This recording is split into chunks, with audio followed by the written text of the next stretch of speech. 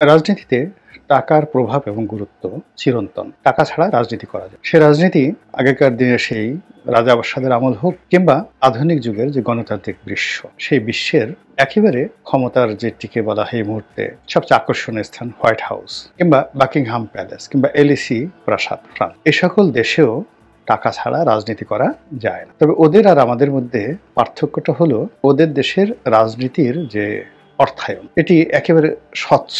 এখানে underworld underhand কোনো লেনদেন হয় না। ডোনাল্ড ট্রাম্প নির্বাচন করবেন, হিলারি ক্লিন্টন নির্বাচন করবেন, অথবা ওখানে যে কোনো একটা সিনেট পদে নির্বাচন হবে, বা যিনি কংগ্রেসম্যান রূপে নির্বাচন করবেন তারা একটা নির্বাচনী ফান্ড তৈরি করেন। সেই ফান্ডে নিজে কত টাকা দেন সেটি আয় করে স্পষ্ট উল্লেখ থাকে, এবং ওখানে অন্যান্য যারা কর্মী সমর্থক কে কত টাকা অনুদান দেন সেটি স্পষ্টভাবে লেখা থাকে, এবং অডিটে এবং যাচাই বাছাইয়ে এটি সরকারি বেসরকারি সংবাদপত্র সকলের জন্য এ সকল হিসাব একেবারে উন্মুক্ত থাকে।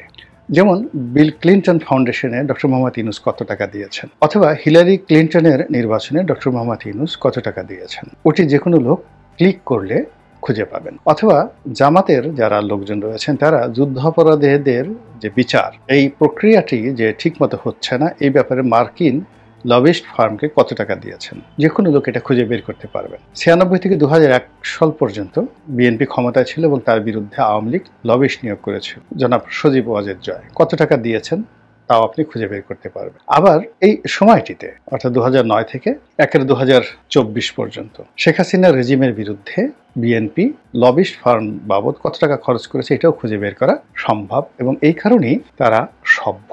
আন্ডার হ্যান্ড আন্ডারওয়ার্ল্ড বলতে ওখানে রাজনীতিতে কোনো জিনিস নেই। প্রচুর টাকা খরচ হচ্ছে কিন্তু স্বচ্ছ, ওটা নিয়ে কথা নেই। কিন্তু আমাদের দেশে যে সমস্যা, কল্পনা করা যায় যে এরকম অনেক ইউনিয়ন পরিষদ নির্বাচন রয়েছে ঢাকার আশেপাশে, যেখানে 20 কোটি 30 কোটি 50 কোটি টাকা পর্যন্ত খরচ হয় ইউনিয়ন পরিষদ নির্বাচনে, এবং এই ইউনিয়ন পরিষদের নির্বাচন হয়ে তারা আবার শত শত কোটি টাকা এখান থেকে আয় করে, বিশেষ করে ইন্ডাস্ট্রিয়াল বেল্টগুলো। আবার এখানকার একজন চেয়ারম্যান পদে রাজনৈতিক দলের মনোনয়ন পাওয়ার জন্য অনেক ক্ষেত্রে 8 কোটি 10 কোটি টাকা পর্যন্ত বিভিন্ন রাজনৈতিক দলের নেতাদেরকে দেয়া হয়। একইভাবে অনেক বড় বড় এমপি পদ, সেই এমপি পদের জন্য ডাক হয়, নিলাম হয়। সেই নিলামগুলো ক্ষেত্র বিশেষে রেকর্ড হয়ে যায় কখনো কখনো। জাস্ট একটা উদাহরণ দিই, নোয়াখালীর খুব জনপ্রিয় একজন নেতা জনাব বরকতুল্লাহ ভুলু, তার নির্বাচনী এলাকাতে ইদানিং তাকে নিয়ে আলোচনা হচ্ছে, সমালোচনা হচ্ছে, সেটা ভিন্ন প্রসঙ্গ।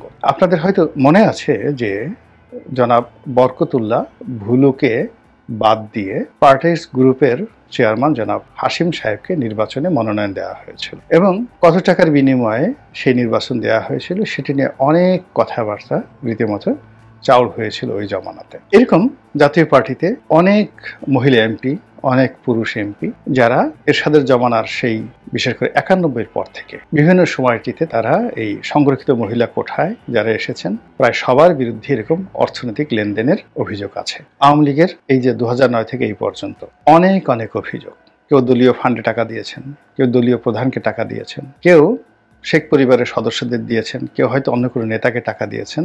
এরকম অভিযোগ আকাশে বাতাসে ঘুরে বেড়ায়, এবং এটার অনেক সত্যতার কারণে পুরো রাজনৈতিক অঙ্গনে দুর্গন্ধ। এখানে সাধু সন্ন্যাসী গেলে মুহূর্তের মধ্যে দানবে পরিণত হয়ে যায়, এবং এখানে বুঝি মানে একজন যাকে বলা হয় যে ধর্মপরায়ণ মানুষ যদি মন্দ জায়গাতে ঘোরাফেরা করেন, আমি বললাম না দুর্গন্ধময় এলাকা দিয়ে যান, তার আতরের গন্ধ যেভাবে ম্লান হয়ে যায়, তার নুরানি চেহারায় যেখানে অপবিত্রতার ছাপ এসে যায়, তদ্রূপ এই রাজনৈতিক অঙ্গনটা এইভাবে কলুষিত হয়ে গেছে। এই গেল একটা, মানে নিজেদের মধ্যে কমিটি গঠন, মনোনয়ন বাণিজ্য, নির্বাচন করা এবং সেই নির্বাচনে টাকা উসুল করার জন্য যে একটা চক্র, এই চক্রের একটা আবর্ত আমাদের দেশে অনেক আগের থেকে চলছে। দ্বিতীয় যে অংশটি সেটা হলো রাজনীতিতে যারা ক্ষমতায় আরোহণ করেন তারা তাদের পোষ্য, তাদের বগল দাবা করা কিছু মানুষ তৈরি করার জন্য, দালাল তৈরি করার জন্য, ফড়িয়া তৈরি করার জন্য, হাতিয়ার তৈরি করার জন্য, গৃহপালিত বিরোধী দল তৈরি করার জন্য সবসময় রাষ্ট্রের অর্থ, রাষ্ট্রীয় ফান্ডের অর্থ ব্যবহার করে দালাল, ফড়িয়া, বাজে মানুষ, বাজে পলিটিশিয়ান তৈরি করার জন্য যে প্রকল্প, এটি সেই পাকিস্তান জামানা থেকে ছিল। সেটা ডিবির মাধ্যমে হোক, এসবির মাধ্যমে হোক, ডিজিএফ এর মাধ্যমে হোক, এনএসআই এর মাধ্যমে হোক, এটা দীর্ঘদিনের একটা প্রক্রিয়া। তো এই সকল রাষ্ট্রীয় প্রতিষ্ঠান ব্যবহার করে যারা ক্ষমতাধর লোকজন রয়েছেন তারা যে বেইমান তৈরি করেন, যে মুনাফিক তৈরি করেন, এই বেঈমান মুনাফিকরা আবার পরবর্তীতে যখন ক্ষমতায় আসেন বা যে কোনো একটা সুযোগ পান, তারা প্রথম ক্ষতি করেন নিজের দলের লোকের, দ্বিতীয় ক্ষতি করেন ফ্রাঙ্কেনস্টাইনের সেই তাকে যারা সৃষ্টি করেছে, অর্থাৎ যে সমস্ত লোক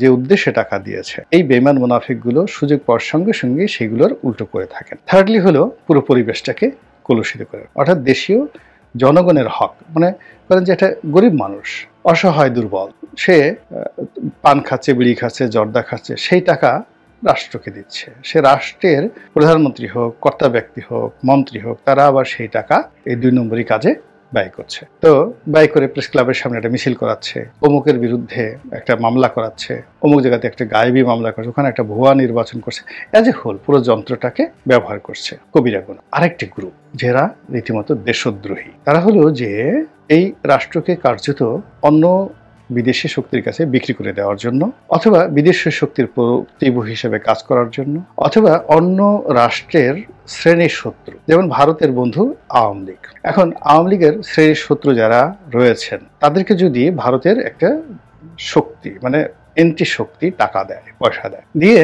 সেই আওয়ামী লীগের বিরুদ্ধে, ভারতের বিরুদ্ধে এটা মানে যাকে বলা হয় এমন কিছু কর্মকাণ্ড তারা করে যারা নর্মাল নর্মসের মধ্যে পড়ে না। এই মানুষগুলো মানে আগে যে কয়েক ক্যাটাগরি দুর্নীতিবাজ বললাম, তাদের চাইতে অনেক অনেক নিম্নমানের এবং বিধ্বংসী, নির্মম এবং নৃশংস, যারা বিদেশি টাকা খেয়ে এই ধরনের অপকর্ম করেন। তো এদের মধ্যে সাহিত্যিক রয়েছে, সাংবাদিক রয়েছে, পত্রিকার মালিক রয়েছে, গণমাধ্যমের মালিক রয়েছে, এনজিও কর্মী রয়েছে, শিক্ষক রয়েছে, রাজনীতিবিদ রয়েছে, আরো অনেক, এমনকি রাস্তার যে পথবধূ পতিতা, এরাও আছে। অবাক করা ঘটনা, এই চ্যানেলটা মানে এগুলো জানলে মানে মাথা খারাপ হয়ে যায় যে পৃথিবী কত নোংরা হতে পারে। তো যেটা বলছিলাম যে এই যে জিনিসগুলো, এটা আজকে না, পুরোনো আমল থেকে চলে আসছে।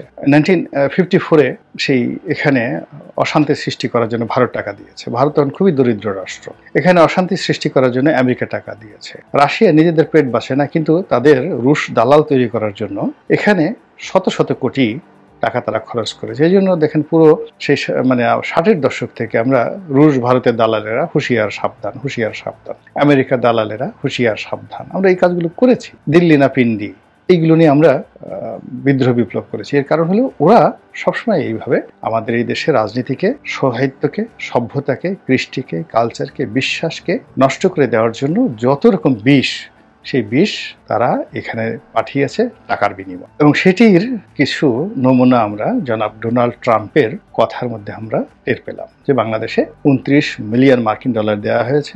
আবার আরেকজনের কাছে শুনলাম যে আরো 21 মিলিয়ন ডলার এসেছে, মোট 50 মিলিয়ন ডলার বাংলাদেশের এই রাজনৈতিক অঙ্গনে বিভিন্ন এনজিওর মাধ্যমে দেওয়া হয়েছে। ভালো কথা। এখন সমস্যা হলো যে আমেরিকা যে টাকাটা দিয়েছে, ইংল্যান্ড কি দেয়নি? অবশ্যই দিয়েছে। তারপর আইএসআই কি দেয়নি? বা ভারতের রকি এখানে টাকা খরচ করেনি? অবশ্যই করেছে। আবার যারা টাকা খরচ করে তারা কি এই দেশ থেকে টাকা নিয়ে যায়নি? অর্থাৎ আমেরিকা যদি এখানে 50 মিলিয়ন ডলার দিয়ে থাকে, সে 5 বিলিয়ন ডলারের স্বার্থ এখান থেকে নিয়ে নিয়েছে। আপনি চিন্তা করেন 11-11 সময়টিতে আমাদের সব মিলিয়ে বোধ হয় সেই বেগম জিয়া যখন গেলেন 5 বিলিয়ন বা 5.5 বিলিয়ন ডলার আমাদের রিজার্ভ ছিল সেই 2006 সালে। 11 সরকার যখন এলো তখন একটা ডিলে 4.5 বিলিয়ন ডলারের বোয়িং, এই যে এখন যে ড্রিম লাইনারের যে প্লেনগুলো, সবগুলো বাংলাদেশে তারা বিক্রি করে। যেখানে ফান্ড আছে, টাকা, ফরেন রিজার্ভ আছে 4.5 বিলিয়ন, মানে 5.5 বিলিয়ন ডলার, সেখানে 4.5 বিলিয়ন ডলার দিয়ে আমরা আমেরিকান বিমান কিনেছি। এই হলো আমেরিকা। যেখানে দেখেন তারা বলছে 300 বিলিয়ন ডলার তারা ইউক্রেন যুদ্ধে খরচ করেছে। এখন তারা বলছে ওই 300 বিলিয়ন ডলারের সমপরিমাণ নয়, 500 বিলিয়ন ডলারের সমপরিমাণ আমাদেরকে খনিজ দ্রব্য দিতে হবে, না হলে আমরা ইউক্রেনকে সমর্থন দেব না। এই হলো পশ্চিমাদের কর্মকাণ্ড।